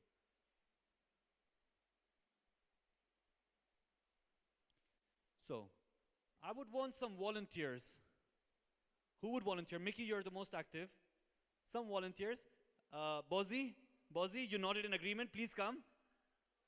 Please come. It's a game. Please. Someone from finance, please. Purchase. Please. Umar, designing. Where is he? Please, slide down. His signature slide. Yes. Welcome, Umar. Well done. We need 8 volunteers. We've got 3. Please, we participate. This is a family. We're doing it for everybody is good. Please come. Kiran. Is it okay for you to come? No. We're just going to read out this sentence. Zishan, you're coming? Please, why not? Please, your family, please come down. Very good, trainee. You... Public demand, purchase. Is there any way we can hear India as well? Yeah? We can hear them? Okay, let's unmute them. We'll play a little game. Padmini, you have to give one person from your team or yourself. Who else is interested? 1, 2, 3, 4, 5, 6. Yuvesh, come. You stood up. You stood up. Khala, come, please. Please. It's a 1-minute game. 1-minute game. Yes. Great. Great. You've got 3 minutes for that. Quickly. Right? So this is number, we'll start from here because you have to go. But no, we'll end at you. We'll end at you so you see the outcome of this. We're talking about words. This is a very simple statement. I did not say he beat his dog. Yes, Padmini, we can hear you. You're number 8, Padmini. Padmini, you're number 8, yeah? So, you have to stress on the word in blue and underscored.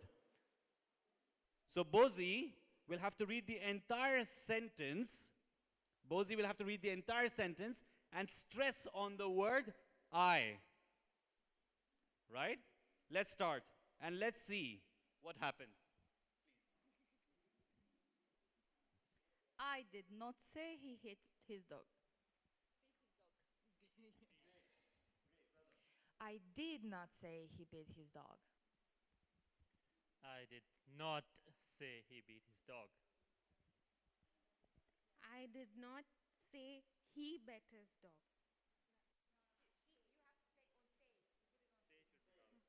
I did not say he bet his dog. Well done. Muhammad. I did not say he beat his dog. I did not say he beat his dog.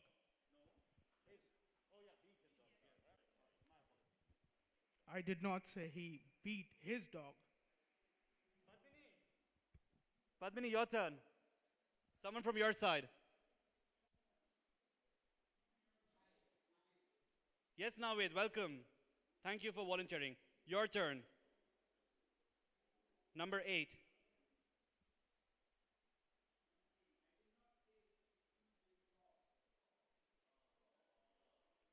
Do we realize what happened? With every single word, the meaning of the sentence changes completely. For all you know, it was not even the dog, it was a cat that he beat. Yeah. Words plus tonality. And we haven't even gone for gestures, you know. Body language, physiology. Thank you. Thank you. Thank you for volunteering. Very important. Let us master these skills. How we frame certain sentences. Communication. We're all going to communicate, we said. How we frame sentences. How we emphasize on certain words. Very important. The right side of the brain is the more analytical part. The left side is the creative part. So for example, when someone was talking to me yesterday, they're suggesting certain gestures.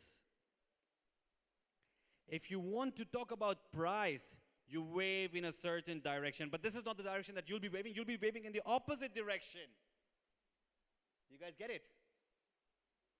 You are diverting the chain of thoughts if you're talking about creativity, if you want someone to visualize how a kitchen would look installed. Of course, we've got Sahil and his team that are doing the renders, but on the spot, you move the person's thoughts in a certain direction, and you focus on those elements that are mentioned over here. You'll have these slides.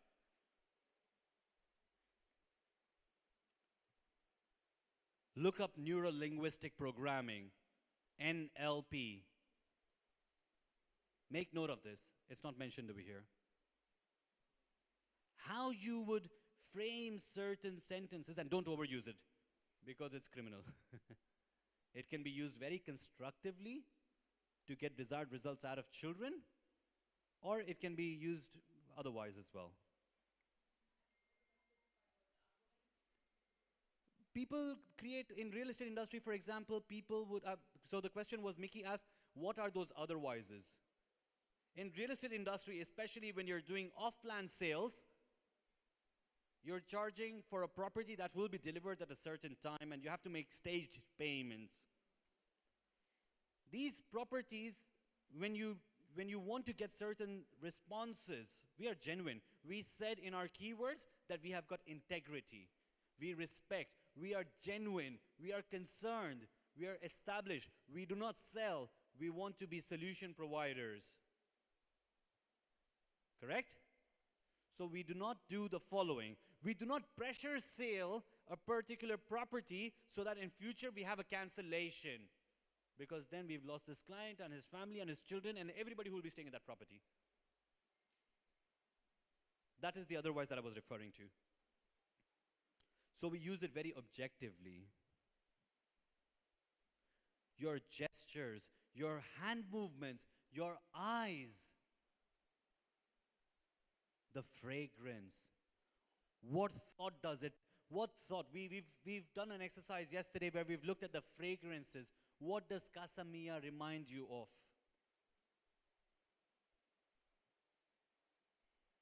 And we are our brand's brand ambassadors. Research into these elements, and I did not mention this earlier, but with the board's approval, this is the first in a series of training sessions that we will have.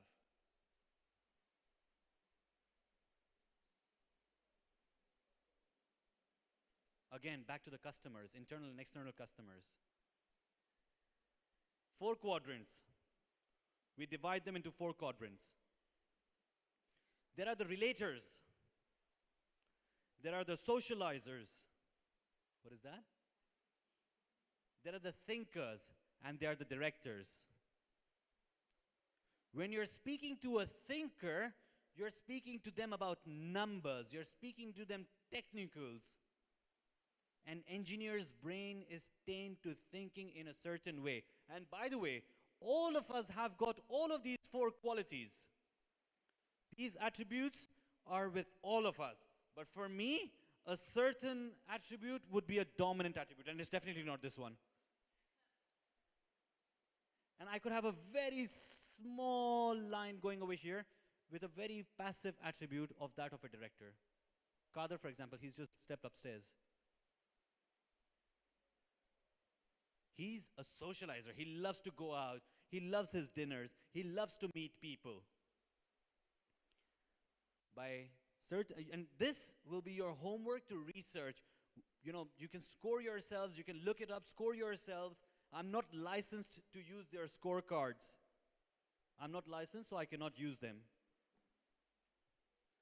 We see where do we stand. And we do it with our loved ones and our friends. And eventually, we master this. so that when people come in tomorrow, we know which category this person would be in. A relator would just buy for the fun of it. Somebody told me that a person spent 1 million dirhams on his tiling work. So another relator came and said that I want to spend 2 million dirhams. That's a relator. He would ask for referrals. Who's purchased from you? He would ask questions. You know, if he's asking technical questions, you know he's a thinker, he's analytical.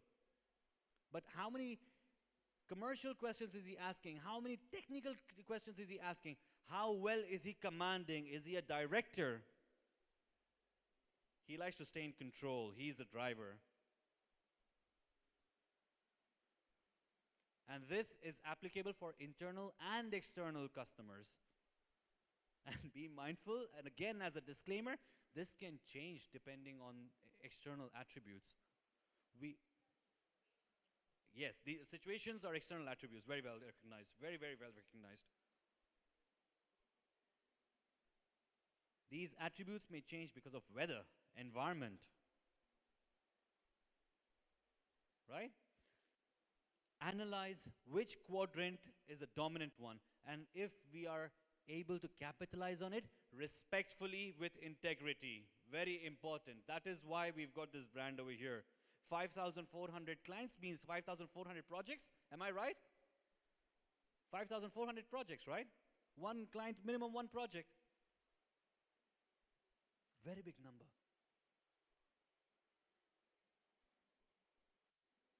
Servicing customers. Few key steps. Is there any other way we get our customers?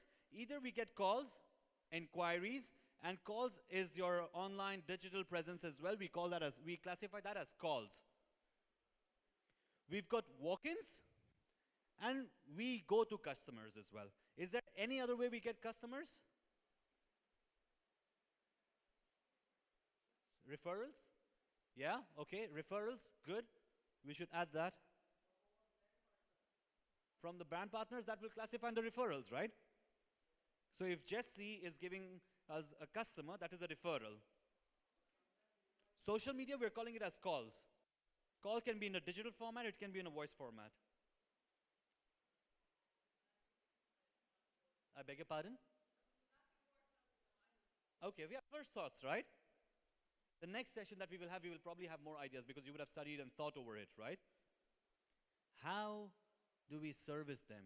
We say a customer's future behavior is dependent on how we interact with them. That guy who came to ask for water,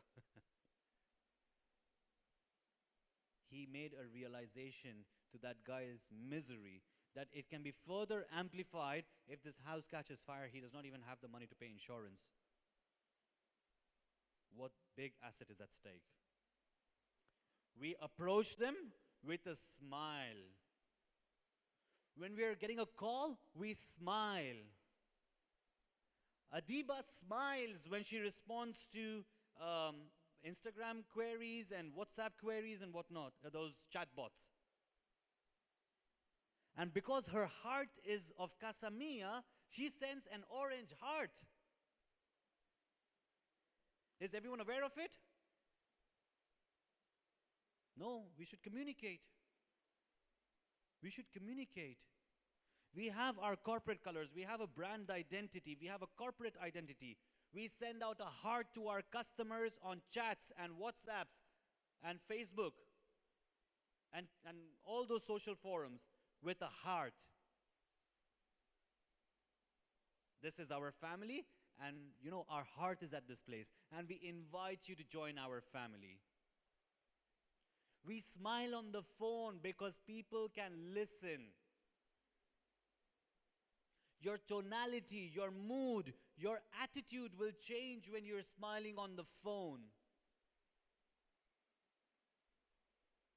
Now, someone may argue that I'm on the site at 52 degrees, and there's noise, and how do you expect me to be smiling? And how will a person recognize when I'm wearing the mask? Internally, the words you choose will have a psychological effect. This part of your brain will be triggered. This part of the brain will be triggered. When a certain individual is explaining certain items to you, this is what will happen because of the muscle stretching and reaching that side. And I'm horrible at this. I am horrible at this because I'm facing you and talking to you and I'm saying this side. This is proof of my failure, so I need to improve myself. I realize this. I should have pointed in this direction. When you're talking to people, it's a mirror. You use the reverse direction, like the dentist. Smile on the phone. Listen. Very important. Very important. Some people have got so much sensation. Everything in moderation is good. Water in moderation is good. Water is good. Oh, what more can go wrong with water? It's good. I'm drinking water, but in moderation. Sensation. Some people have got so much sensation that when I was doing the walk-arounds, I was asking them questions, but they're too busy telling me what they want to tell me. Yes, they're being dominant, which is good. They're the director personality. They're in control. They're telling me, they're selling me, they're providing solutions to me of what they want to sell.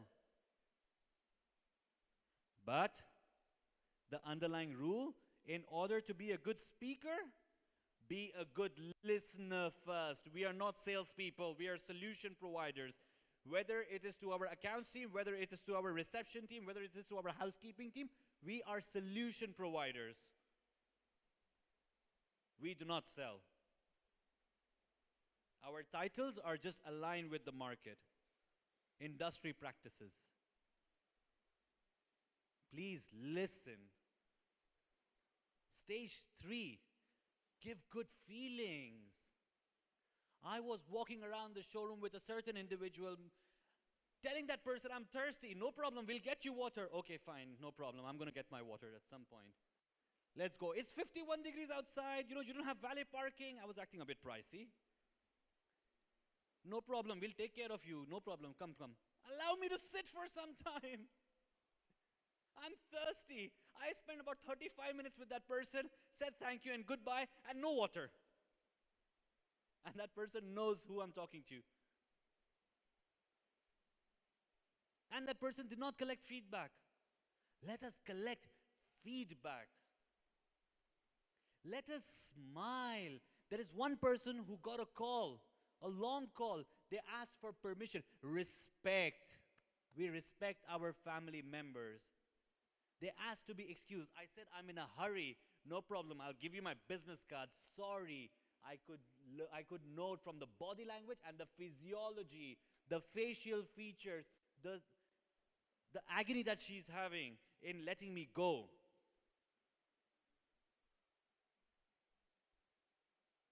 I was not learning the products.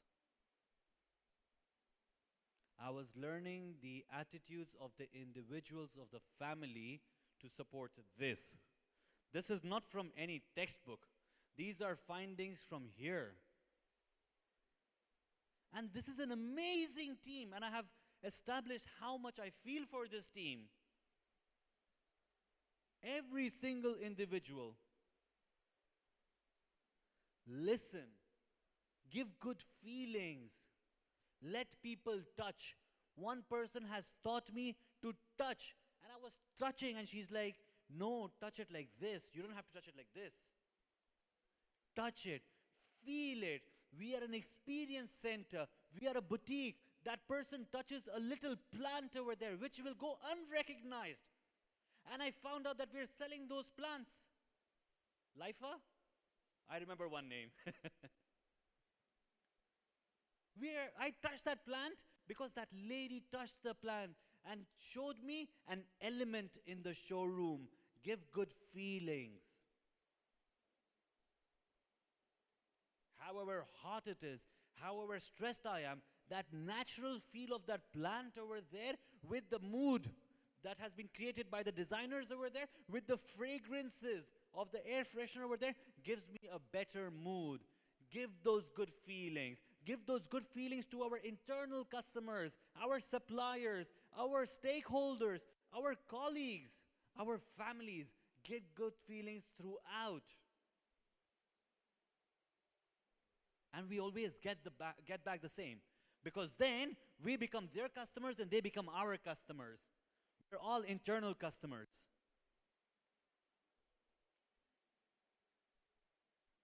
Give space. Really, give space. I was looking at a 3-meter tile this close. This close. That person told me, no, step back. I want you to step here and look at it. Whoever that person was. Look at the tile from a distance. Then you appreciate the beauty of that tile.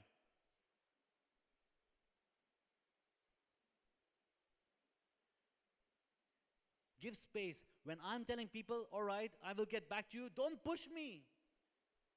Some people like their spatial requirement. They like their space. They would be on a different planet. Do not insist. In a retail environment, and everybody can relate to it, when we go shopping to a store, especially in these times, and these people, I've got great respect for them. They will not just sit on the counter. First of all, they're understaffed. A showroom which previously had 10 salespeople has got 2 salespeople. They are just shadowing you. How does my shadow work with me? It keeps quiet. It maintains a distance. Again, you know, the lighting effect and all of that. But it gives space for that person to relax, rejuvenate. I'm uncomfortable. I'm not used to being sweaty. I'm feeling awkward. I like my space, especially in these environments. Give space to people. Win and keep customers.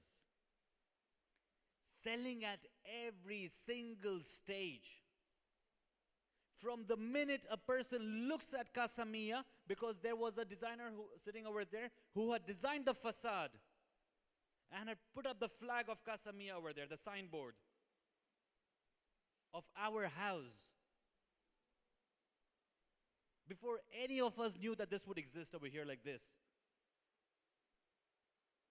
You're selling the brand. You're selling the logo. You're selling a legacy. You're selling history. You're selling a piece of achievement. You are selling your family.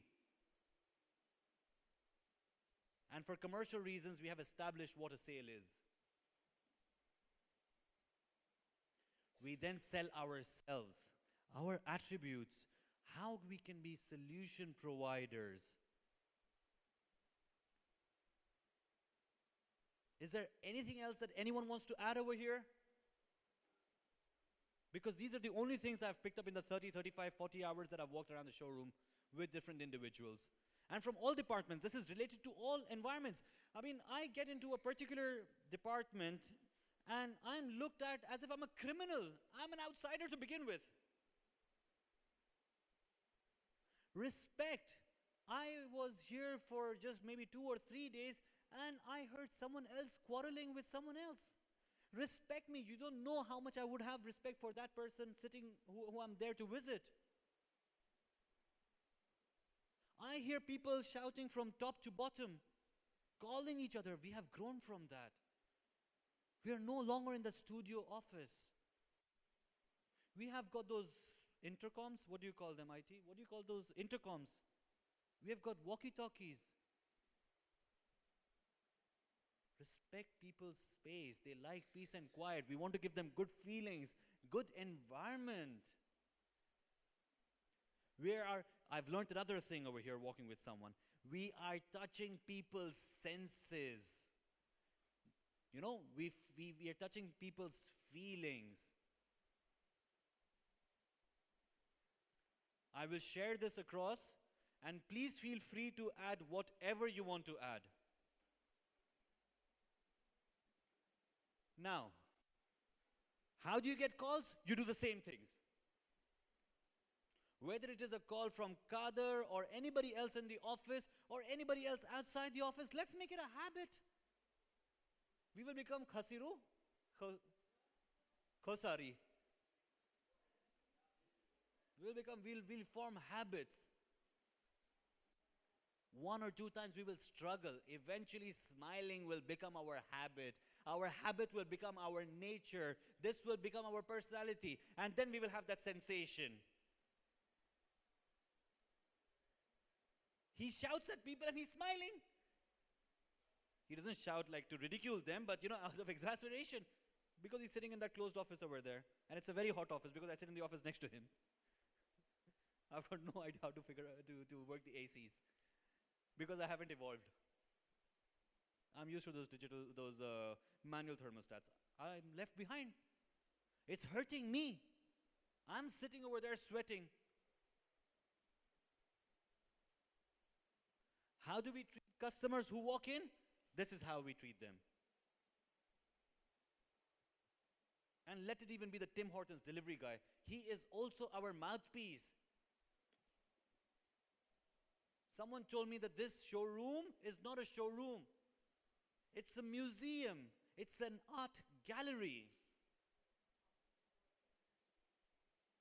Now this, Padmini will be able to vouch for this, and everyone from the India offices, that in India there is a dabbawala. So these are tiffin box delivery guys who are mouthpieces.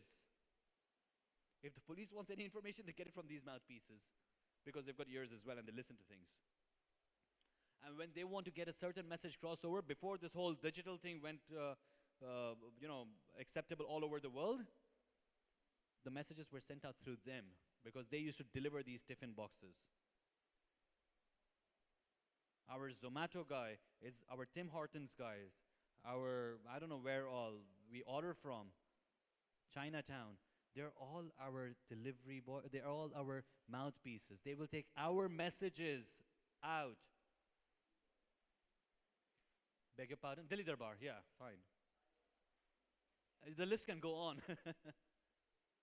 These are our mouthpieces. They would want to work they would want to work with us. They would want to be part of our family. Every stakeholder has to follow these things. For the people who are approaching us, for our references, and that's a very important thing that Mickey has mentioned. References. We use exactly the same approach. And if anyone can, we are acceptable. We are receptible. If anyone can think of any other ideas, please share it at any point of time.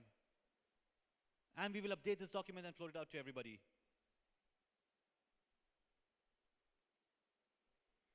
What do we do when the customer is angry? We smile. Let's do this exercise. I need one volunteer who would tell us with the customer interface, please. Just listen to the customer.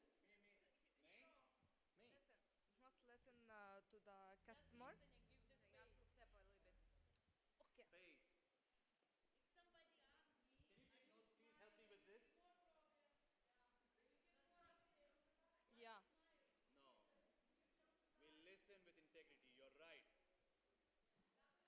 Try to listen and know the clients that with your body language that you understand him very well, okay, and you are fully right, okay, and we will do our best to solve your problem as much as we can, okay, but just listen as much as you can for the client. Don't try to smile all the time in front of his face.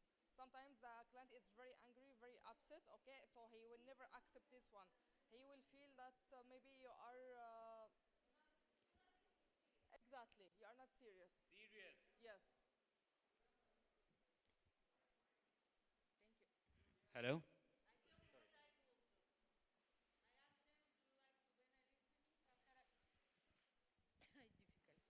Whenever the client is angry, what I do? I listen first. When I have any chance, I ask them if you want tea, coffee, just make them a little bit cool. That's what.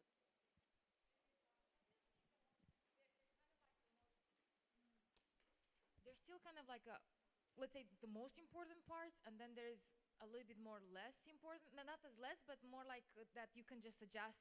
But it is, listening is one of the most important. Don't interrupt him. even if he's shouting, he's cursing, doesn't matter. Just let him get all that steam out of his system. Then, yeah, then you can finally, when he's more reasonable, he got his all this anger out of him, now you can talk with him. So let him, but at the same time, when he is talking, don't shut up totally. Just either nod or say, yes, I understand. Like, yeah, because he has to understand that when he is angry over you or even the company, that he has to understand that you are listening to him. You're not just sitting there and just like, yeah, whatever, talk and whatever. You actually have to make him understand that you are truly listening to what he's saying. I think that's the most important thing. Great. Client is never wrong.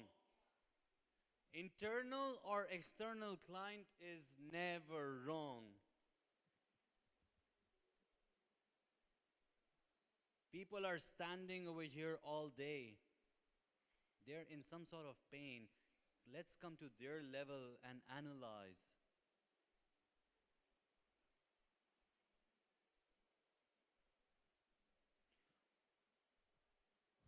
People who fight with fire, somebody said it over here. Do not trigger them when they're angry. Let them vent. Let them bring out their fire. And then we talk to them. Someone also said, don't stand like a statue. Very correct. When you fight with fire, you burn yourself. You try to show empathy. There is a difference between sympathy and empathy. A doctor is empathetic. Imagine he has to hold a surgery and he'd be like, oh my God, this knife is going to hurt him. He would never be able to perform the surgery. Empathize. Do the right thing. Please. No, I just want to say that when we are dealing with an angry client, customer, who had a bad experience in CASAMIA, I think it's very important not to interrupt the client, empathize, promise to find solution, and get a feedback at the end and follow up until the solution is solved and if he's satisfied or not. Because to empathize and to promise to find solution is not enough at my point of view. We always get the feedback if he's satisfied with solution given after that. Can I? So did we find a common denominator over here? We said that this is a fluid document. From whatever we gathered, do you think we can do a different activity first and then go back to smiling? Right? So it's a fluid document. These are key stages. I am in no position to teach anybody what their business is. They know it better than me.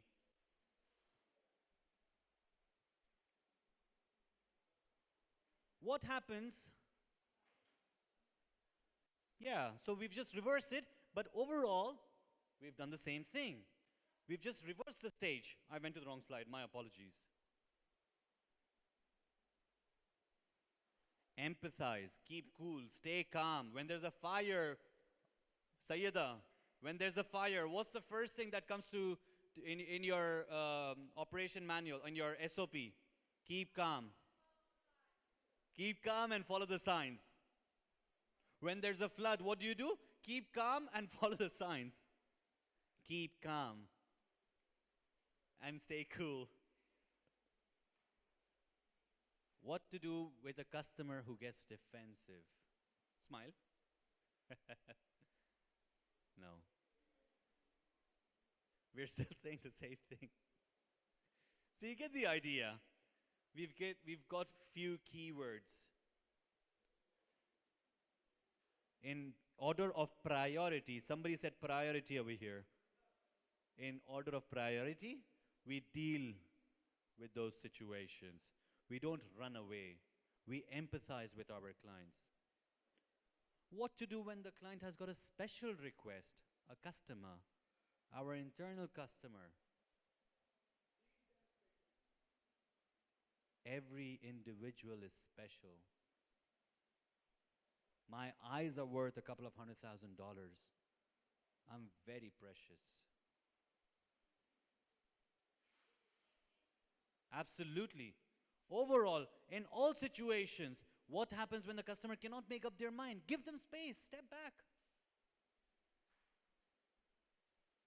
Those things that we discussed over here at the beginning, this is what we do.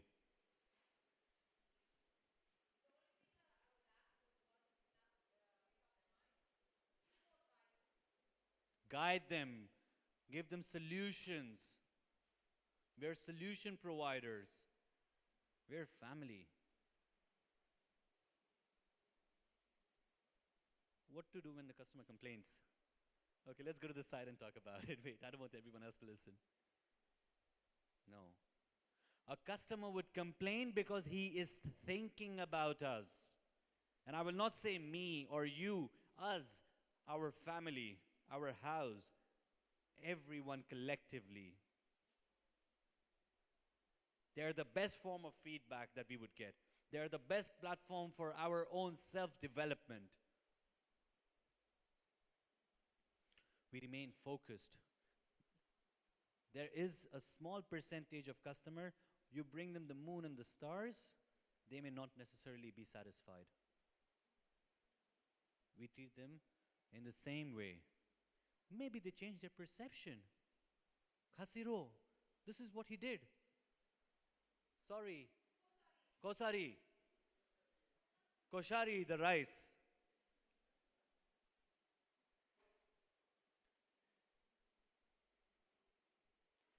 A typical business, these are statistics, yeah, from the retail sector.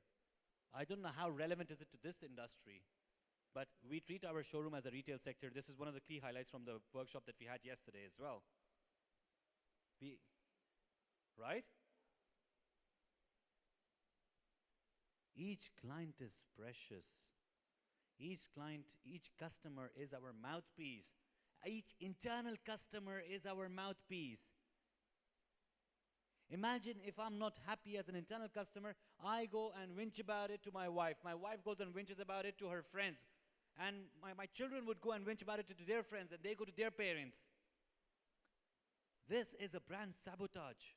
It's a sabotage of all our efforts collectively. We are solution providers. We don't shy away. Can you play that, please?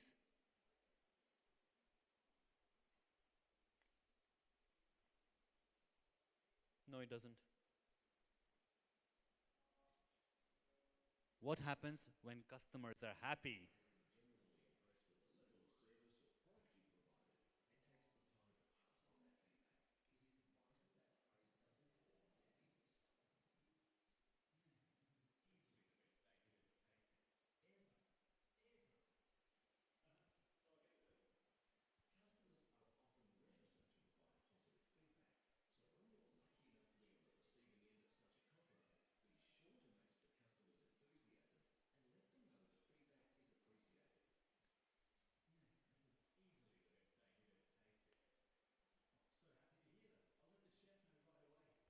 My apologies to the vegans, vegetarians.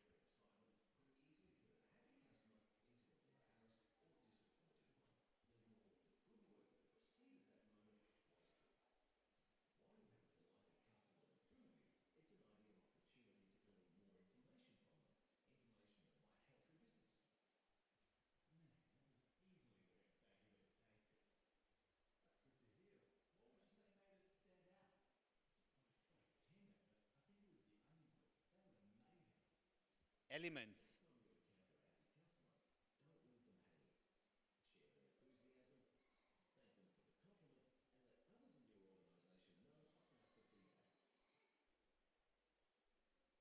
Do we want to see it again, or it's clear? Clear? Great. With this, we're concluding our customer service training. The next training, whenever it is, when the board approves, the leadership committee, it would be on the principles of looking after customers. We will cover those elements. My apologies, this has taken far longer than what we had anticipated. But it was very healthy. Huh? Yes. Can we do, with your permission, Do we have engagements, or can we do the sales training in another session? Next session? Yeah, we all have got our desk to get back to. Yeah? Great. Thank you so much, everyone, for coming in early, joining in, for being an active, participative audience. This is the QR code. We spoke about collecting feedback. You can scan it from, this will be on for the next hour or so. Basic questions. It will not take you more than a minute to respond.